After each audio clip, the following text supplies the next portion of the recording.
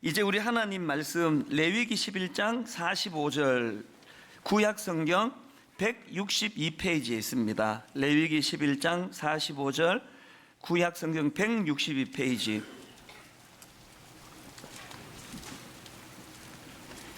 구약 성경 레위기 11장 45절 우리 한 목소리로 같이 읽도록 하겠습니다. 나는 너희의 하나님이 되려고 너희를 애굽 땅에서 인도하여 낸 여호와라. 내가 거룩하니 너희도 거룩할지어다. 아멘.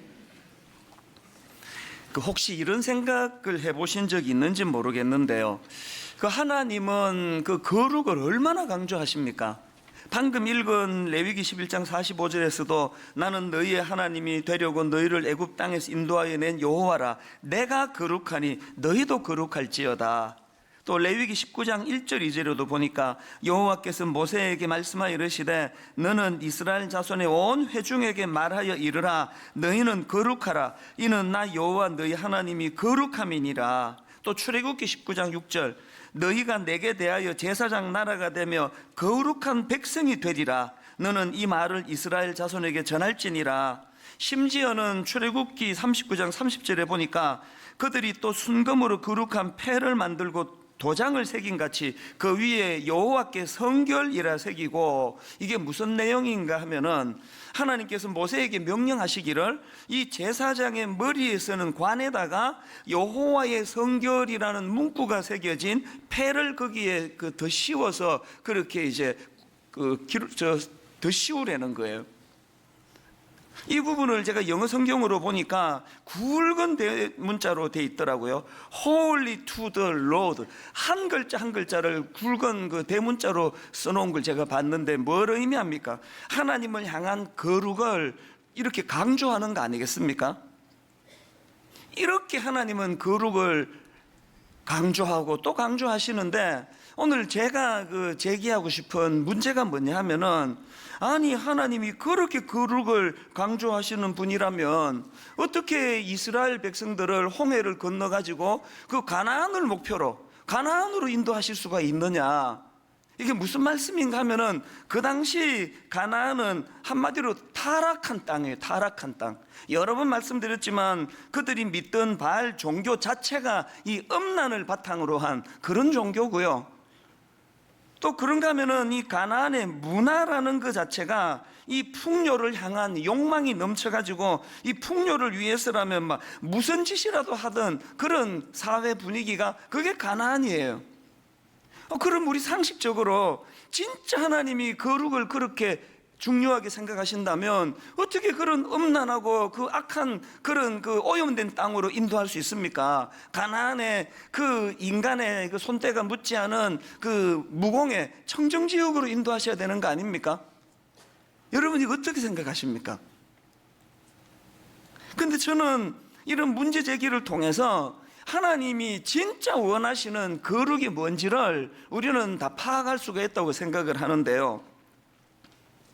히브리어로 거룩은 카다시라는 단어인데요. 이 카도시라는 이 단어는 기본 의미가 영어로 컷이라고 전에 한 말씀드린 것 같아요.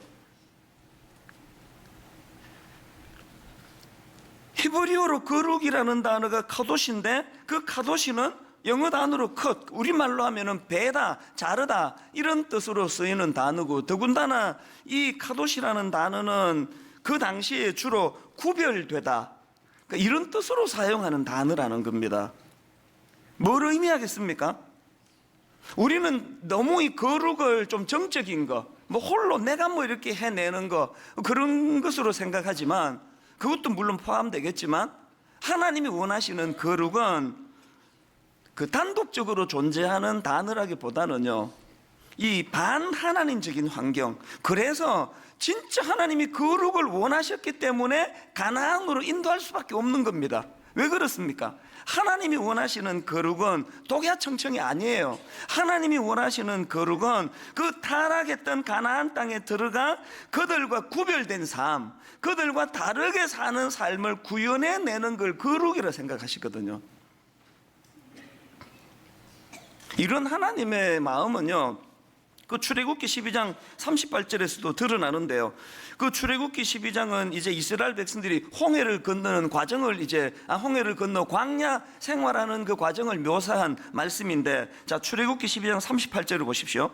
수많은 잡족과 양과 소와 심이 많은 가축이 그들과 함께 하였으며, 지금 이제 출애굽 당시에 이스라엘 백성들의 모습을 묘사했는데, 여기 보니까 이스라엘 백성만 있는 게 아니고 잡족들, 그것도 뭐 그냥 조금 섞인 게 아니고 수많은이라는 표현을 썼습니다. 수많은 잡족들이 거기에 섞여 있었다는 거예요. 그들이 막 얼마나 그 오염되고 악한 생각과 문화를 쏟아냈겠냐고요. 그 수많은 잡족들이 섞여 있던 그 당시에서 하나님이 원했던 것이 레위기 11장 45절, 나는 너희의 하나님이 되려고 너희를 애굽 땅에서 인도하여 낸 여호와라. 내가 거룩하니 너희도 거룩할지어다. 여기서 벌써 하나님이 생각하시는 거룩의 의미가 뭔지 드러나는 거 아닙니까? 하나님은 그 수많은 잡족들을 솎아내시는 걸 거룩이라 그러질 않고, 그 수많은 잡족들로 오염되어 있는 그들 속에서 거룩을 구현해라. 뭡니까? 그들과 구분된 삶을 드러내라. 이게 거룩이라는 거예요. 그래서 우리 교회 구역 모임인 다락방 모임에 막 너무너무 만족하는 분이 계시잖아요. 우리 다락방은 다 너무너무 좋아. 그런 분들은 내일부터 특별 기도 들어가야 돼요. 하나님, 우리 다락방에 수많은 잡족을 보내주시기 원합니다. 그 잡족이 섞여야 그게 하나님 원하시는 거룩이 구현되기 때문에 그렇습니다. 삼손이 실패한 게 바로 이 문제 아닙니까? 삼손은 나시린이라고 그렇게 알려져 있는데, 나시린이라는 이름 자체가 구분된 자, 그런 뜻을 가지고 있는 직분이에요. 그러니까 하나님이 생각하시는 이 나시린은요, 이 구분된 자. 그 삼손이 참 어리석었던 건 뭡니까? 삼손은 그저 눈으로 보이는 외적인 그 머리털 안 자르고 그 머리카락 긴 걸로 다른 사람과 그 구별을 이루고자 하는 이런, 그래서 삼손의 인생은요, 망할 때까지 그 머리털 안 잘리려고 애쓰다가 그렇게 끝난 게 삼손 아닙니까? 하나님이 진짜 원하시는 건 그런 외적으로 눈에 보이는 머리털로 구분하는 그런 거 아니에요. 삼손이 말로 다 할 수 없이 타락했던 그 시대에, 막 역겨운 냄새가 진동하던 그 사사기 시대에 구분된 자, 하나님의 사람으로서 도덕적으로 영적으로 깨끗한 그런 구분된 차원에서의 나시린 되기를 원했는데, 삼손은 그냥 뭐 머리털, 눈에 보이는 거. 이 오늘 여러분 좀 우리의 부끄러운 모습 아닐까요?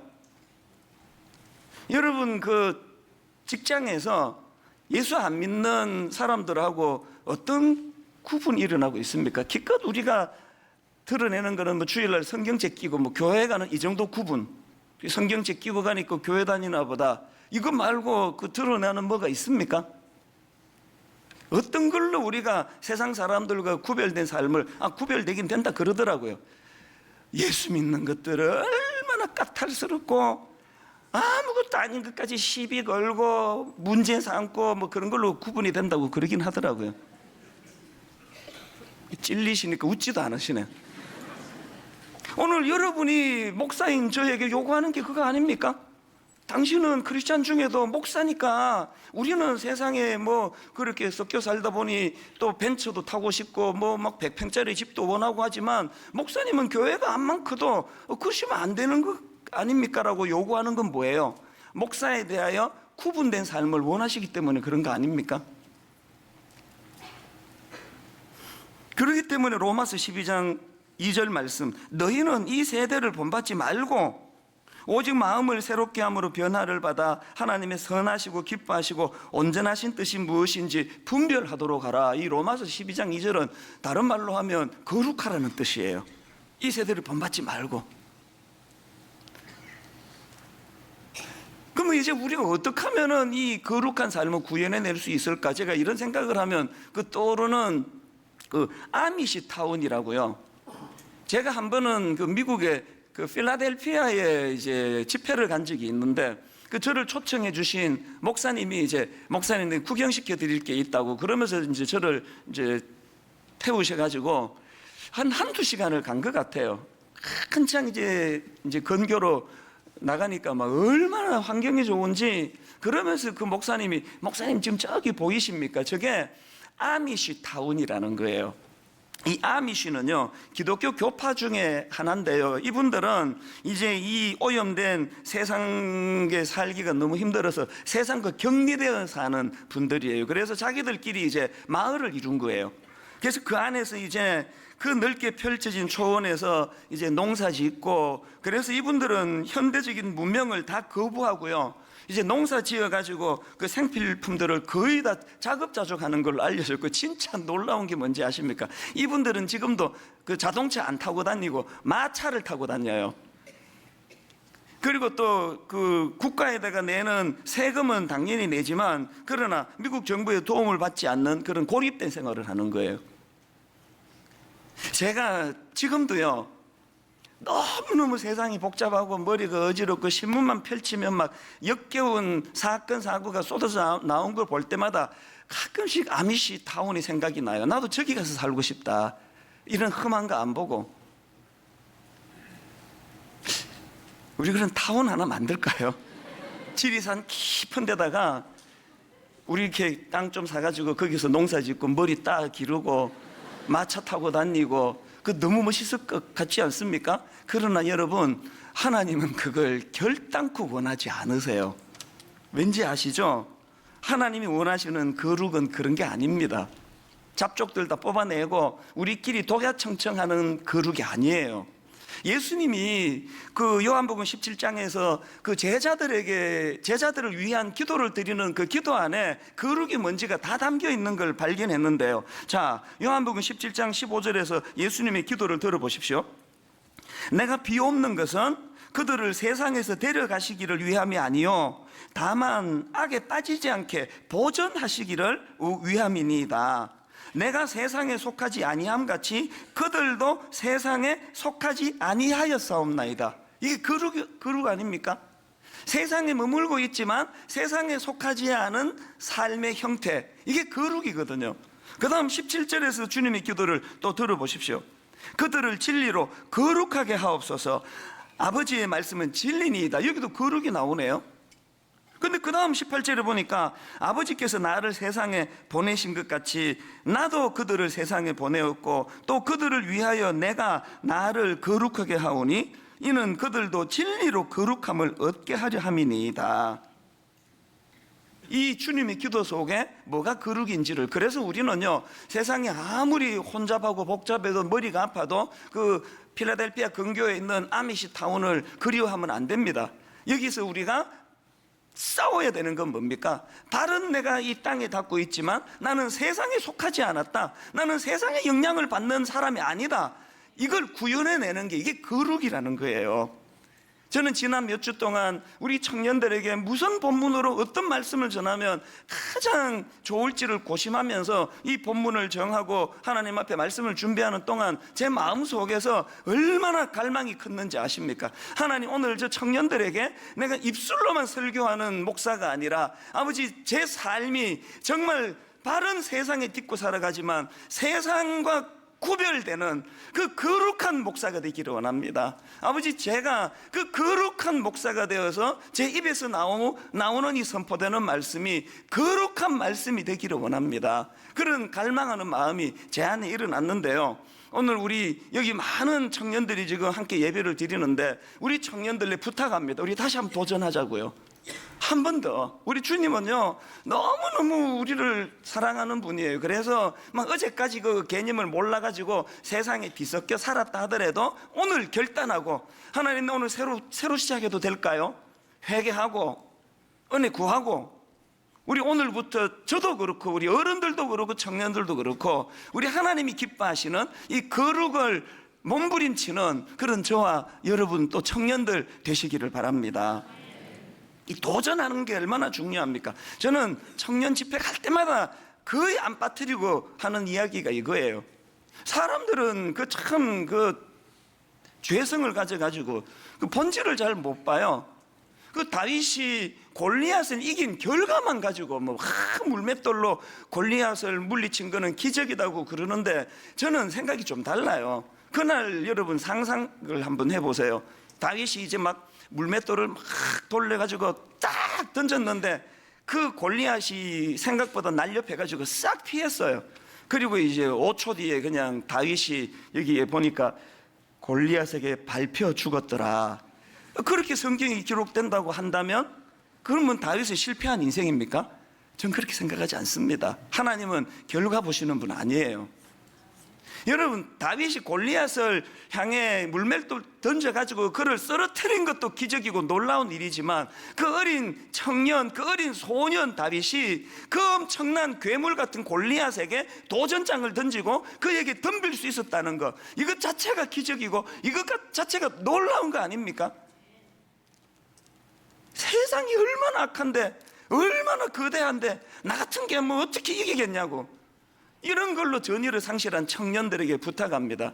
다윗처럼 확률, 이길 수 있는 확률 이런 거 계산하지 말고 한번 다윗에게 물맷돌 하나 들고 하나님 주신 그 물맷돌 하나 들고 세상 악한 골리앗에게 한번 도전장을 던지는 그런 여러분 되시기를 바랍니다. 여러분, 이런 도전장을 던지기 원한다면요, 먼저 꼭 기억해야 될 게 하나 있는데 그게 뭐냐 하니까 앞에서 제가 거룩을 의미하는 카도시가 이 컷이라는 그 잘라내다라는 뜻이 있다고 그랬죠. 지금부터 잘라내야 돼요. 이거 잘 잘라내서 성자라는 소리를 듣게 되는 분이 있는데 그분이 바로 어거스틴이에요. 어거스틴은 막 성자로 불리는 인물이지만 사실은 어거스틴은 젊을 때 엄청난 방탕하였답니다. 너무너무 방탕한 생활을 하다가 그가 이제 예수님을 영접하고 얼마나 귀한 성자 소리를 듣는 자리까지 가게 됐는데요, 그가 어떻게 그렇게 성자 소리를 듣게 됐냐? 컷 잘했어요. 컷 잘 잘라내가지고. 이게 무슨 말씀인가 하면은요, 한 번은 이제 어거스틴이 이때는 이미 타락한 생활을 다 청산한 이후예요. 크리스찬이 되고 난 이후인데요, 길을 가다가 그 옛날에 방탕할 때 그 자주 그 놀러 가고 들렀던 그 요즘으로 말하면 창녀, 이 율랑녀를 만난 거예요. 어거스틴이 좀 당황스러웠을 것 같아요. 자기는 이제 변화 받았는데 늘 같이 놀러 가고 하던 그 율랑녀를 만나니까 또 어거스틴이 모르는 척하고 이렇게 이제 지나가려고 하니까 그 여자가 이렇게 물었답니다. 혹시 어거스틴 아닙니까? 맞네. 이 여자가 하는 말이 요새 이렇게 놀러 안 오세요? 그러더래요. 그랬더니요, 어거스틴이 했던 한마디가 이거랍니다.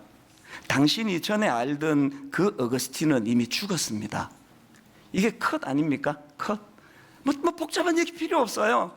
요새 뭐 다락방 모임 가고 뭐 이러느라고 뭐 시간이 없어서 어쩌, 이런 얘기 없어요. 그냥 컷이에요. 네가 알던 어거스틴은 죽었다.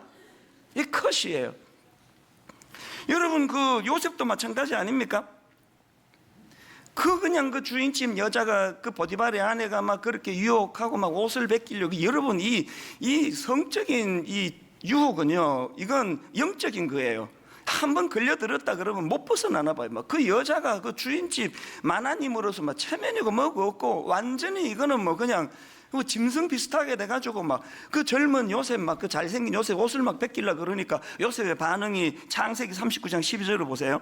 그 여인이 그의 옷을 잡고 이르되 나와 동침하자. 그랬더니 요셉의 반응을 보세요. 요셉이 자기의 옷을 그 여인의 손에 버려두고 밖으로 나가매 거두절미하고 컷 잘라버렸어요. 요셉이 뭐 복잡, 아줌마 왜 그래? 뺏기면 안 되지. 왜 이래 아줌마, 정신 차리, 이런 거 없어요. 거두절미하고 옷 뺏기니까 옷 벗고 나가버리는 거예요. 이게 컷이에요. 저는 우리 새아이에게 종종 얘기해요. 니들이 그 인터넷으로 자꾸 그런 유혹이 오면 아빠한테 말해라. 내일 당장 그 KT 연락해서 내가 끊을게 이거. 인터넷 단절시키면 되거든. 스마트폰이 자꾸 너희들을 유혹하고 뭐 그런 게 있으면 말해라. 2G 폰으로 바꿔줄게. 한 번도 말한 적은 없습니다. 저는 제가 그걸 원해요. 제가 스마트폰으로 자꾸 사단이 유혹하면요, 저는 이거 끊어버리기를 원해요. 이게 컷이에요. 우리가 세상과 단절한다는 게 뭔지를. 그런 의미에서 저는 오늘 우리 청년들이나 또 뭐 기성세대나 할 거 없이 이 악한 세상에 도전하기를 원하는데요. 여러분, 이 악한 세상에 도전하기 위해서 우리가 알아야 될, 꼭 기억해야 될 두 가지를 오늘 좀 나누고 싶습니다. 첫째로요, 여러분 악한 세상에 도전하기 원하신다면 거룩의 능력이라는 사실을 확신해야 됩니다. 디모데후서 2장 20절에 보니까 큰 집에는 금그릇과 은그릇뿐 아니라 나무그릇과 질그릇도 있어 귀하게 쓰는 것도 있고 천하게 쓰는 것도 있나니 그러므로 누구든지 이런 것에서 자기를 깨끗하게 하면 귀히 쓰는 그릇이 돼요. 그 다음에 거룩하고 주인의 쓰심에 합당하며 모든 선한 일에 준비함이 되리라. 지금 여러분 이 말씀의 구조를 한번 보세요. 진짜 하고 싶은 건 21절이거든요 누구든지 이런 것에서 자기를 깨끗하게 하면 그게 귀한 그릇이다.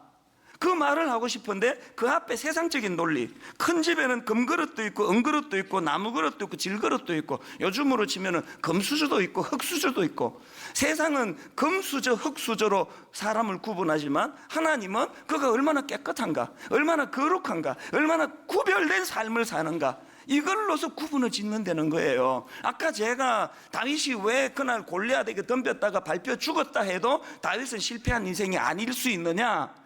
하나님의 이 기준으로는 이미 다윗은 깨끗한 그릇, 거룩한 그릇이기 때문에 승패와 관계없이 그는 금그릇이라는 뜻이에요.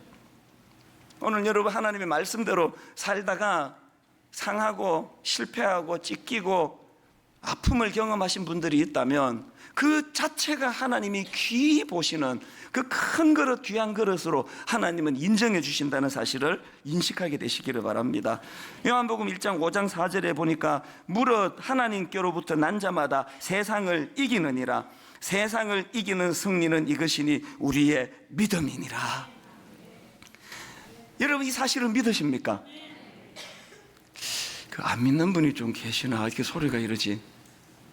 아니면 뭐 그 너무 당연한 이야기를 너무 당연한 걸 왜 물어? 우리가 어린애인가? 그래서 대답을 안 하신 건가?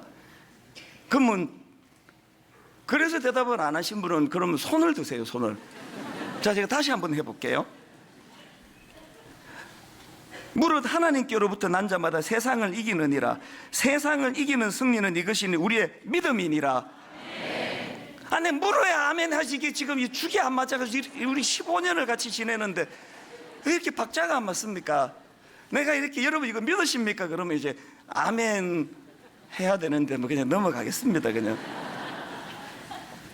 거룩의 능력이라는 사실을 우리 오래 잊고 살았거든요. 여러분 거룩의 능력이에요. 저는 최근에요 그 책 하나 그 광고 문구 보고 바로 내가 주문한 책이 하나 있습니다. 이 책 제목이 처음으로 기독교인이라 불렸던 사람들, 이런 제목의 책인데요, 그 초대교회가 어떻게 이렇게 능력 있는 또 부흥을 경험했나 뭐 이런 걸 이제 다루는 책인 것 같더라고요. 제가 왜 그 출판사 리뷰 광고 하나 보고 바로 책을 주문했는가 하면은요, 자 내용을 한번 들어보십시오. 기독교인은 서기 40년경에 1000명으로 시작했지만 100년에는 1만 명, 200년경에는 20만 명, 그리고 300년경에는 500에서 600만 명으로 늘어난다. 당시 로마의 기득권층으로부터 사악한 신종 미신이라고 치부받던 기독교의 파격적인 성장, 그 이면에는 과연 어떤 이유가 있었던 것일까? 이 질문을 던져놓고 저자가 이걸 세 가지로 분석해 놓았다는 그 리뷰를 보고 내가 책을 감동해서 주문을 했거든요. 여러분 그 초대교회가, 그 소수가 어떻게 그 거대한 로마를 극복하는 능력이 나타날 수 있었나? 그 리뷰에 보니까 세 가지로 정리를 하는데요, 첫 번째가 이겁니다. 첫째가 기독교가 당시에 다른 종교와는 다르게 매우 윤리적인 종교였다는 점이다. 둘째, 체계 종교로 대변되는 속성이다. 셋째, 탈민족적이고 탈신분적인 성격의 종교라는 특징이다. 이 세 가지가 그 초라했던 초대교회가 로마를 이기고 극복하는 비결이 됐다는 거예요. 여러분, 저는 이 세 가지가 다 너무 의미가 있는 겁니다. 체계 종교로 대변되는 속성. 우리는요, 하나님의 말씀을, 주님의 말씀을 성경으로 기록해서 늘 읽고 묵상하고 암송하고 바라는 종교예요.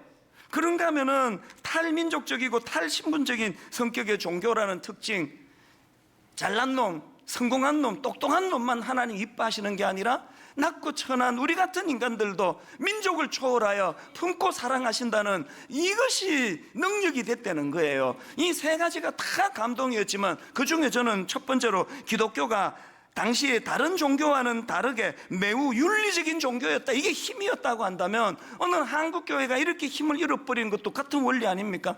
오늘 한국교회가 이렇게 초라하고 부끄러운 공동체가 돼버린 거는 세상에서 우리가 윤리를 잃어버린 거 아닙니까? 중세 종교교육이 왜 필요했습니까? 지도자들의 성적 타락으로 윤리를 잃어버렸기 때문 아닙니까?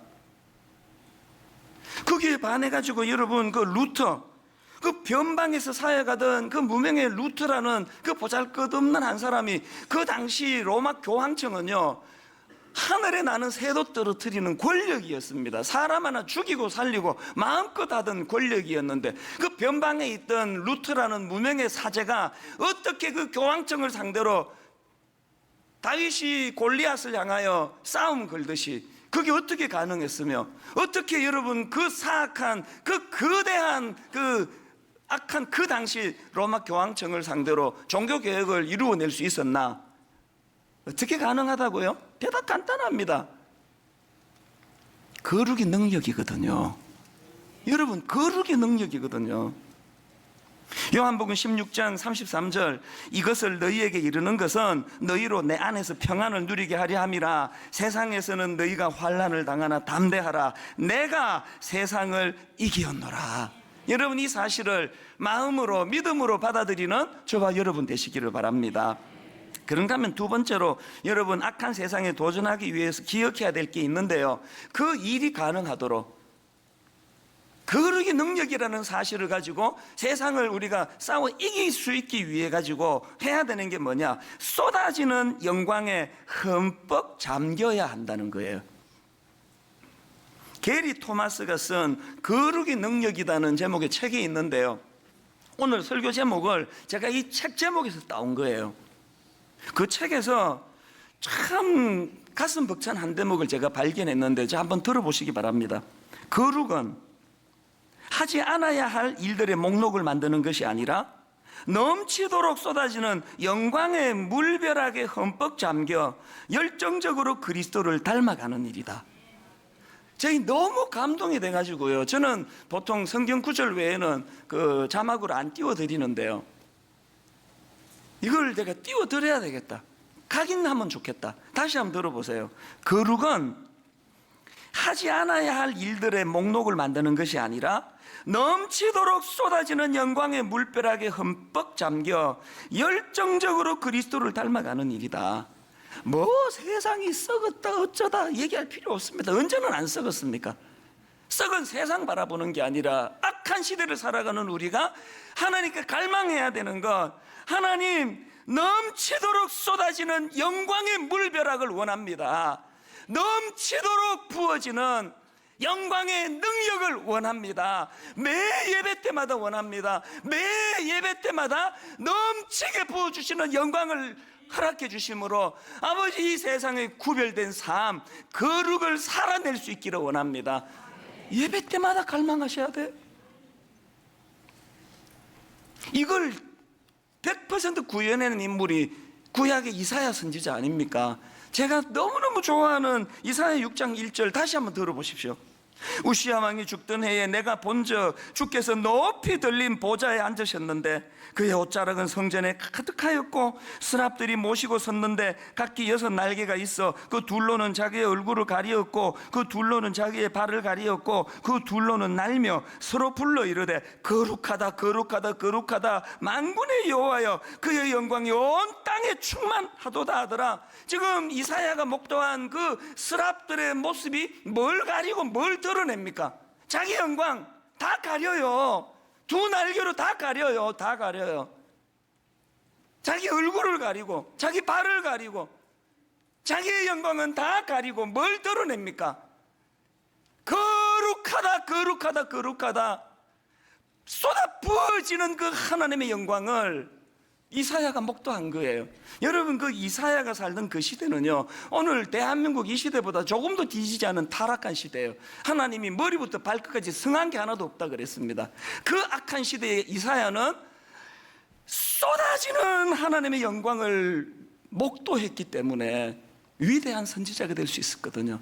저는 분당 우리 교회에서 예배드리는 청년들 매 예배 때마다 이 쏟아지는 하나님의 영광을 누리게 되기를 바랍니다. 안준이라는 청년이 있는데요, 젊은이들은 많이 알더라고요. 이 청년이 누군가 하면은요, 크리스찬인데요, 이 청년은 젊다 못해 어린 나이에 회사를 창업했습니다. 그래서 막 매출이 경이적으로 올라가고 그건 제가 언급하고 싶지 않아요. 이 청년은요, 그 직원들에 대하여 너무나 인격적으로 또 대우를 잘해주고 그래서 화제가 돼 있는 청년인데, 최근에 제가 이 청년의 강의를 듣다가 너무 가슴 벅찬 감동을 느꼈습니다. 왜냐하니까 강의 중에 자기가 크리스찬이라는 걸 당당히 밝히면서 그렇게 강의하는 것도 너무 고마웠고요. 이 청년이 강의하면서 하버드 대학교 총장을 지낸 나단 푸시의 말을 인용하는데, 그 전 하버드 총장이 하는 말이 청년의 가슴을 이끌어낼 수 있는 요소가 5가지 있다는 거예요. 청년의 가슴을 이끌어낼 수 있는 그 5가지 요소가 뭐냐 보니까, 첫째가 흔들 수 있는 깃발, 둘째가 변하지 않는 신념, 셋째가 따를 수 있는 지도자, 넷째가 평생을 함께 할 친구, 다섯째가 함께 부를 수 있는 노래. 그러면서 이 청년이 그날 주로 흔들 수 있는 깃발, 변하지 않는 신념, 이걸 가지고 자기 이야기를 쭉 간증하듯이 그 예수 안 믿는 청년들 앞에서 특강하는 걸 제가 들었는데요, 제가 그 강의를 듣고 너무너무 가슴이 벅찼습니다. 당당하게 나는 크리스찬이라고 밝히면서 이 청년이 자기 삶 자체가 흔들 수 있는 깃발이 있었기 때문에, 자기 삶 자체가 변하지 않는 신념이 있었기 때문에 이 자리까지 올 수 있었다는 그런 요지로 강의를 하고, 제가 왜 가슴이 벅찬지 아십니까?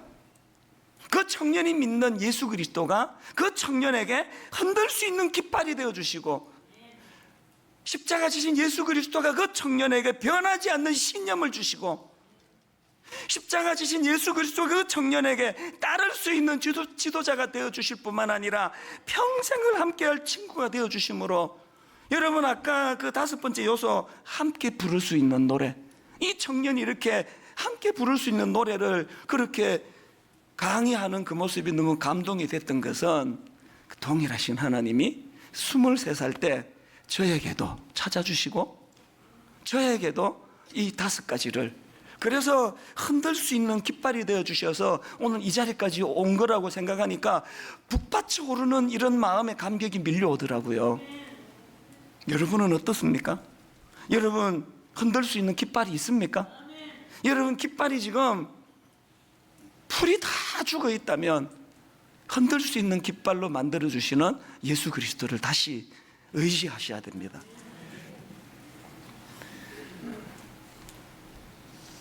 오늘 우리 기성세대 분들에게 부탁을 드립니다.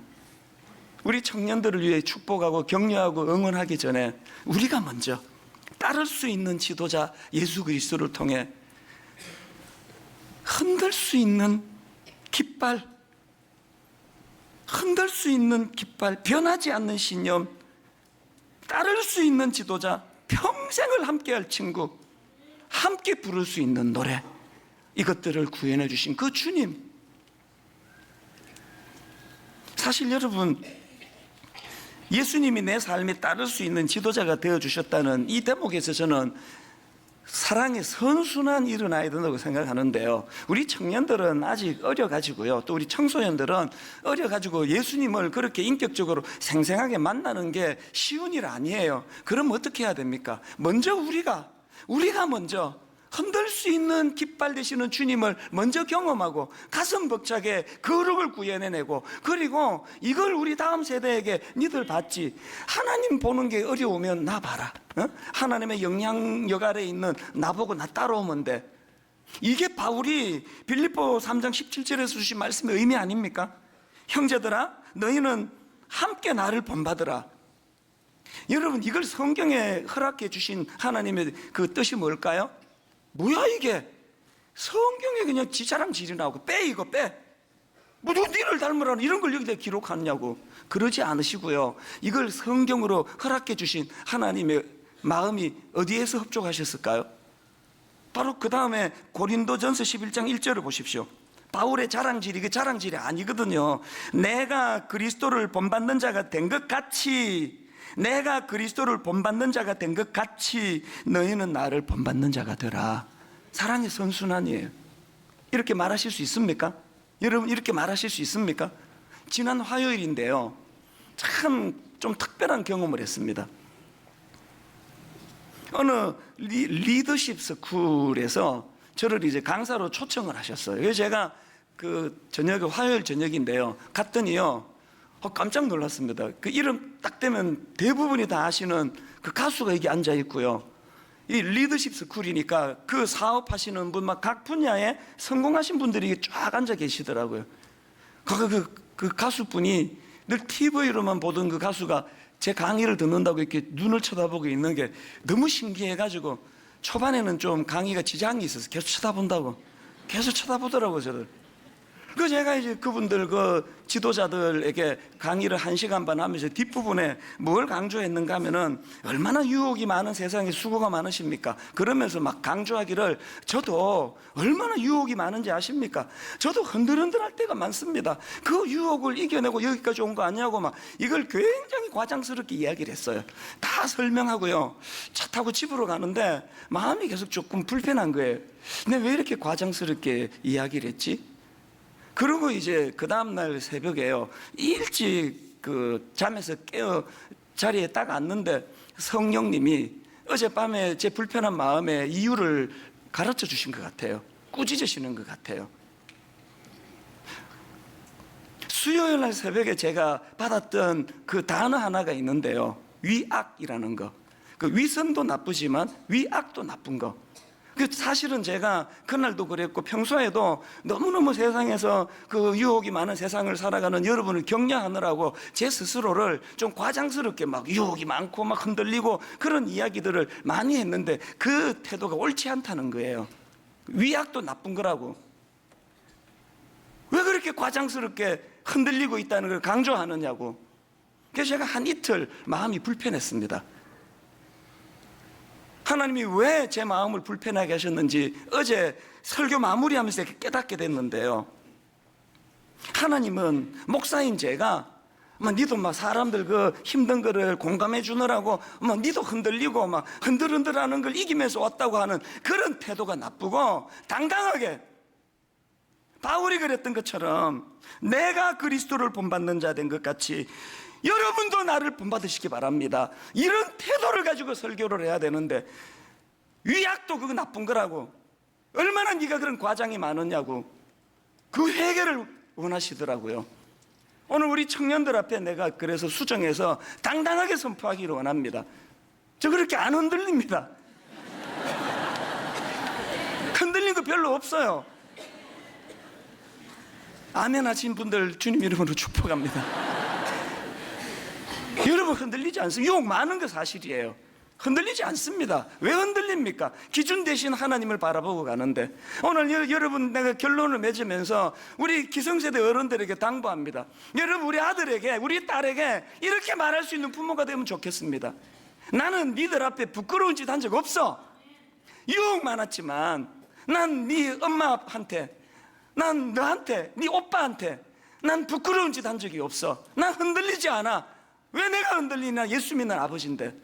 왜 이렇게 자녀들에게, 다음 세대에게 그렇게 응원하고 격려해주는 그런 거룩의 능력이고 그 거룩을 위하여 흠뻑 부어주시는 영광을 사모하는 저와 여러분 되시기를 주님 이름으로 축복합니다. 오늘 새벽에 저는요, 설교 준비하는 내내 이 찬양, 제가 중학교 수련회 때 은혜 받았던 찬양이에요. 찬송가 574장, 가슴마다 파도친다 우리들의 젊은이, 눈동자에 어리운다 우리들의 푸른 꿈, 주의 말씀 주의 행함 길과 진리 되시니 우리 평생 한결같이 주만 따라 살리라. 오늘 새벽에 3절이요, 화산같이 타오르자 우리들의 젊은이, 폭포같이 줄기차자 우리들의 붉은 피. 그 다음 가사, 할 일 많은 이 나라에 태어났으니. 정치적으로 혼란할수록, 북핵 위협이 많을수록, 성적으로 타락하면 타락할수록, 할 일 많은 이 나라에 우리 태어났으니 복음 들고 앞장서자, 충성되게 일하자. 우리 한번 이 찬양같이 우리 청년들을 축복하며 그렇게 불러드리기 원합니다. 이렇게 찬양할까요? 가슴마다 파도친다. 가슴마다 파도친다. 우리들의 젊은이, 눈동자에 어리운다. 눈동자에 어리운다. 우리들의 푸른 꿈, 우리들의 푸른 꿈, 주의 말씀, 주의 행함 길과 진리 되시니 우리 평생 한결같이 주만 따라 살리라. 이제 오늘 그 올해 준비해 왔던 그 드림북 청성껏 책을 고르시고 그의 엽서에 격려의 글을 남기시고 그렇게 책을 이제 수천 권 들어왔거든요. 오늘 우리 청년들, 결혼 안 한 우리 형제 자매들 다 그 자리에서 일어나시면 이제 책을 받으시고 바로 앉으시면 돼요. 우리 2절부터 찬양할 동안에 우리 청년들에게 이 드림북을 선물로 전하는 시간을 갖습니다. 우리 2절 이렇게 찬양합니다. 우리 손뼉 치면서 일어나시면서 찬양합니다. 청년들만 일어나시면 됩니다. 바다같이 넓고 깊자 우리들의 사랑이, 우리들은 주의 자녀, 부름받은 한 형제, 몸과 마음 다 맞춰서 주는 대로 살리. 화산같이 타오르자,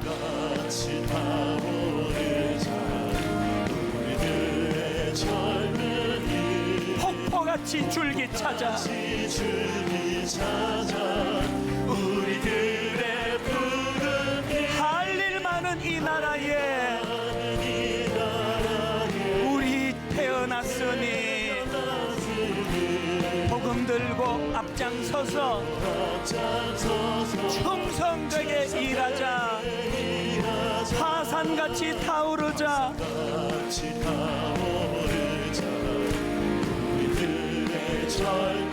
폭포같이 줄기차자, 우리들의 붉은 피.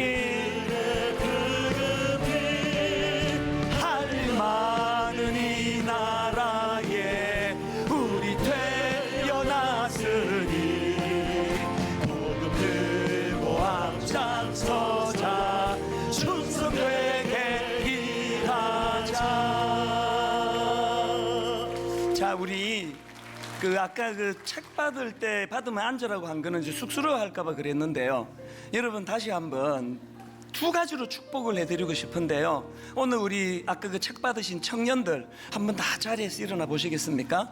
우리 청년들 다 자리에서 일어나시면요, 우리 어른들 두 가지 하기 원합니다. 우선 우레와 같은 박수로 저들을 축복하기 원합니다. 응원합니다. 주님 이름으로 축복합니다. 마음을 다해서 저들을 응원합니다. 축복합니다. 그리고 또 한 가지 해드리고 싶은 게 있다면 여러분을 위한 기도예요. 여러분 응원하며 뒤에서 기도하니까 여러분 거룩과 싸우시기 컷, 어거스틴처럼 그렇게 잘라내면서 그렇게 하나님 앞에 거룩을 구현해내기를 바랍니다. 우리 통성으로 우리 일어선 젊은이들 축복하며 또 우리 가정의 자녀들 이름 불러가며 우리 젊은이들을 축복하며 같이 기도하시겠습니다. 살아계신 하나님 아버지, 하나님의 은혜를 이 시간 사모하며 아버지 자리에 일어나 혼란한 이 시대, 악한 이 시대에 거룩하기를 결단하는 새벽의 다윗을 같은 청년들을 허락해 주신 거 감사합니다. 하나님, 저들이 거룩의 능력임을, 아버지 하나님 주시는 거룩의 능력임을 확신하기를 원합니다. 하나님, 무엇보다도 저들의 삶 가운데 폭포수처럼 부어주시는 하나님의 영광을 맛보게 하여 주시옵소서. 하나님의 그 영광이 부어지게 하여 주시옵소서. 삶 속에서 그 은혜를 누리며 살아가도록 하나님 인도하여 주시옵소서. 하나님, 오늘 이 청년주일날 하나님 저들에게 마음껏 부어주시고 또 부어주시는 하나님의 영광이 아버지 저들이 누리는 가장 큰 복인 줄 믿사오니 그 은혜를 허락하여 주시옵소서. 다시 한번 거룩의 능력이라는 사실을 확신하며 다윗이 그랬던 것처럼 악한 시대와 세상을 향하여 도전장을 던지며 다시 한번 그렇게 하나님 이름으로 선포하며 나갈 수 있도록 함께하여 주시옵소서. 그 은혜의 자리로 인도해 주시는 주님께 감사드리옵고 예수님 이름으로 기도드립니다. 아멘. 이제 우리 타 자리에서 일어나셔서 우리 젊은이들과 더불어 함께 성령님을 사모하며 이렇게 찬양합니다. 허무한 시절 지날 때, 깊은 한숨 내쉴 때.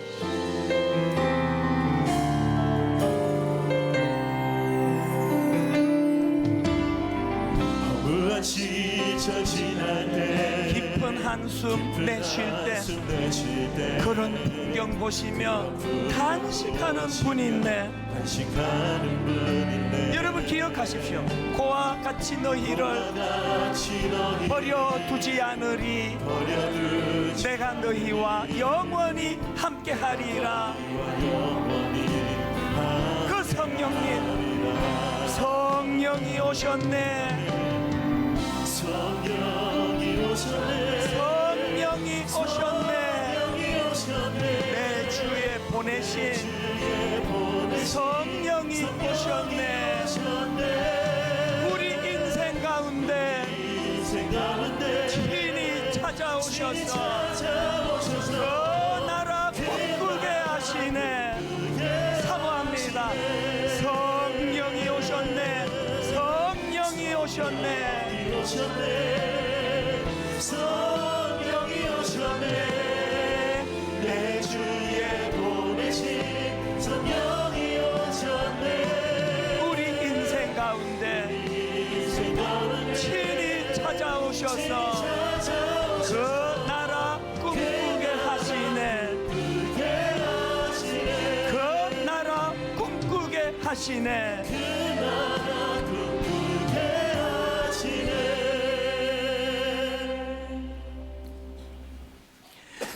우리 주 예수 그리스도의 은혜와 하나님 아버지의 다함 없는 사랑과 성령님의 감동, 감화, 위로, 교통 충만하심의 역사가 그 나라 꿈꾸게 하시네 노래하며 하나님이 원하시는 거룩을 향하여 달려가기로 다짐하며 예배하는 우리 청년들과 모든 주의 자녀들 머리 위에 지금부터 영원토록 함께 하시기를 간절히 축원하옵나이다. 아멘.